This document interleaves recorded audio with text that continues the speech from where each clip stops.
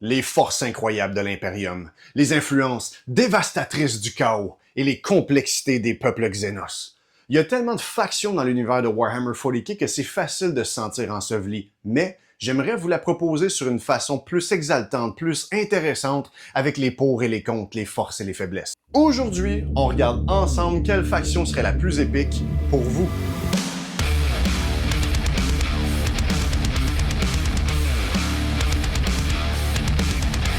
L'équivalent de votre jeunesse où est-ce qu'il a fallu vous choisir votre tout premier Pokémon. Bon, jeunesse c'est relatif, pour moi c'était Bulbasaur, pour vous c'était peut-être plus Torchic ou Piplup. Bref, l'important c'est que choisir sa première armée devrait être une expérience, le fun et excitante. Tout d'abord, la seule bonne réponse universelle qui est partagée par la majorité des joueurs selon moi est que si tu trouves une faction qui a l'air cool, ben joue-la, that's it! Sincèrement, il n'y a absolument rien qui bat un gut feeling. Par contre, si t'hésites entre 2-3 factions, la mini-série suivante est pour toi.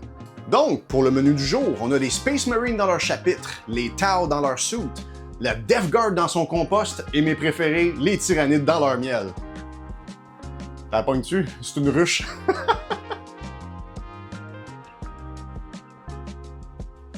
Les Space Marines, les poster boys de Games Workshop, les Spartans sur la poudre de l'Imperium, les anges de l'Empereur. Si vous cherchez une faction iconique, cherchez pas plus loin, elle vient dans toutes les couleurs de l'arc-en-ciel. Les Space Marines sont séparés en différents chapitres, différents regroupements si on veut, qui viennent de planètes différentes avec des habilités absolument hors normes.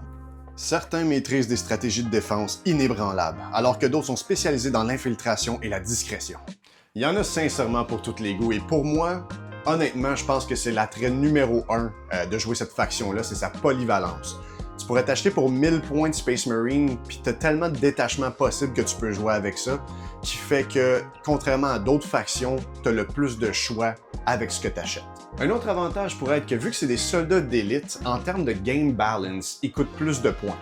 Plus de points veut dire que t'as moins de bonhommes sur la table. Moins de bonhommes sur la table veut dire que t'achètes moins de kits. Donc, c'est une faction qui est plus économe, si on veut, qui coûte moins cher.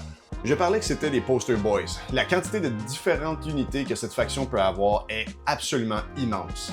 Manque clairement pas de choix, puis ça c'est un autre critère qui, pour moi, est intéressant. De savoir que j'ai des options.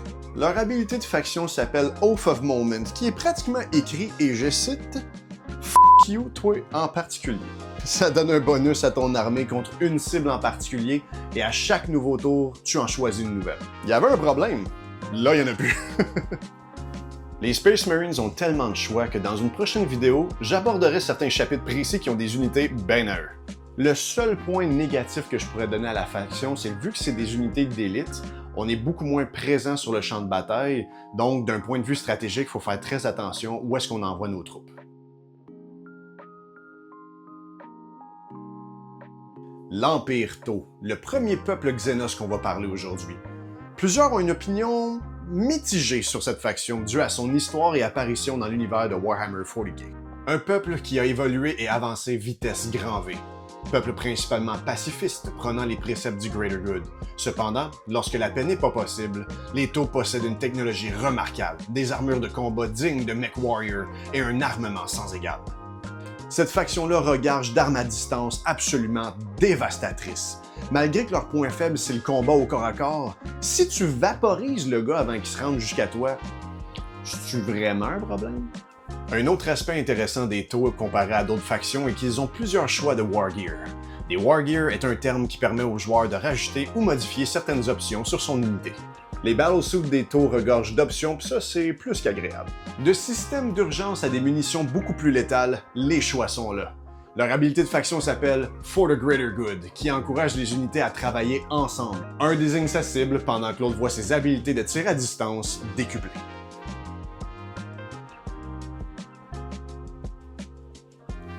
Notre première faction du chaos sera la Death Guard. La Death Guard est un chapitre Space Marine qui a sombré dans les grâces de l'un des 4 dieux du chaos, Nurgle. Nurgle est le dieu de la putréfaction, de la mort, mais aussi de la renaissance. La mort n'est qu'une étape du cycle de la vie. Si vous voulez avoir l'esthétique des Space Marines, mais dans la version la plus grotesque qui existe, en plus d'être une des factions les plus tank de Warhammer 40K, la Death Guard est pour vous. Les unités Death Guard ont habituellement une résilience incroyable. Leur infanterie est plus endurante que toutes les autres factions, en plus d'aptitude à ne pas ressentir la douleur. Souvent, tank rime avec moins de dégâts. Sauf pour ceux qui jouent à League of Legends, c'est sûr que vous avez déjà connu la tank méta. Ici, dans la Death Guard, puisqu'on parle de maladies, de putréfaction et d'infection, ils excellent contre l'infanterie. Même les plus braves sont pas immunisés contre une bonne grippe d'homme. Sauf que la bonne grippe d'homme est en fait ton intérieur qui se liquéfie, ta peau qui tombe, puis tes orifices qui deviennent des gummies gauchers. Gauche! Comme si c'était pas déjà assez, leur habilité de faction est d'affaiblir l'endurance des unités adverses dans leur proximité. Le point faible selon moi de la Death Guard est sa vitesse. Quand tu y penses, la plupart ressemblent straight up à des zombies. Si vous voulez voir un rapport de bataille avec les Death Guard en action, cliquez ici. C'est le lien vers notre premier rapport de bataille.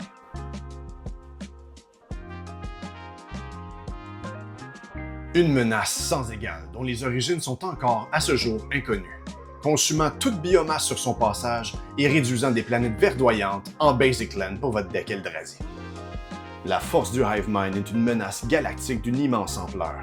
Il en existe de toutes formes et tailles, étant capable de s'adapter à différentes situations et évolue grâce à ce qu'il consomme. Si vous voulez jouer une faction qui vous donne l'impression que vous êtes partout en même temps, qu'il n'y a nulle part de safe pour votre adversaire, ces bébites-là sont pour vous. Stratégie d'essaim pour littéralement encercler et isoler des cibles, émerger du sol dans des endroits clés ou encore défoncer les bâtiments avec des mastodontes, les tyrannides brillent sur leur contrôle du champ de bataille. Leur habilité de faction est, comme dans une ruche, les tyrannides qui sont en présence de créatures plus influentes sont plus courageuses et féroces en mêlée. Mais ce n'est pas tout. Une fois par partie, vous pouvez faire le Shadow in the Warp, qui sert à démoraliser et faire paniquer les unités de votre adversaire, ce qui les rend moins efficaces pour faire des missions sur le champ de bataille. Malgré qu'ils ont l'air extrêmement puissants, dans le tabletop, ils sont souvent légèrement inférieurs en termes de puissance de feu et ou de combat corps à corps comparé à d'autres factions. Mais il m'est arrivé plusieurs fois de finir un match où est-ce que j'avais plus aucune unité sur la table, mais que j'ai quand même gagné la partie. Car on n'oublie pas qu'à Warhammer 40K, c'est plus que juste tuer son adversaire. C'est d'accomplir des missions et faire des points de victoire avec les objectifs. Le sentiment d'être 2 pas en avant sur son adversaire est un sentiment absolument exaltant. C'est déjà tout pour aujourd'hui, j'espère que ça vous a plu. N'hésitez pas à laisser un like, un commentaire ou même suivre la chaîne si vous voulez pas manquer du contenu comme celui-ci. Au prochain épisode, on aura au menu les Necrons dans leur tiroir de Bolt, les Adeptus Custodes dans leur Banana Split, l'Astra Militarum dans leur boîte de conserve et les Empress Children dans leur syphilis. What did he say? C'était Yann-Éric de Sur la Table, ce fut un plaisir et d'ici à la prochaine, roulez les 6 codes.